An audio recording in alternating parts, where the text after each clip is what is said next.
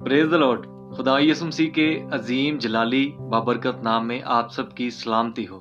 आज का रोज़ा हम इस मकसद के लिए रखेंगे कि खुदा हमें मुआफ़ करने की रूह अता करे, क्योंकि यीशु मसीह ने सलीब पर कहा, ए बाप इनको माफ़ कर, क्योंकि ये नहीं जानते कि क्या करते हैं। हमें यीशु मसीह के करैक्टर को अपनी ज़िंदगी में अडॉप्ट करना है और यीशु मसीह ने जो तालीम दी खुद भी उस पर अमल किया।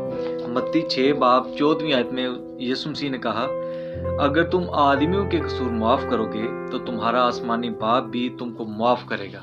आइए आज का रोज़ा हम इस मकसद के लिए रखें कि हम एक अपने दिल में बहती नदी रखें, अपने दिल में छोटी छोटी बातों का बोझ ना लेके बैठे रहें। हम अपने दिल को हल्का करें, ताकि कलाम मुकद्दस में लिखा है, क्या तुम नहीं जानते कि तुम खुदा का मकदस हो और खुदा का रूह तुम में बसा हुआ है।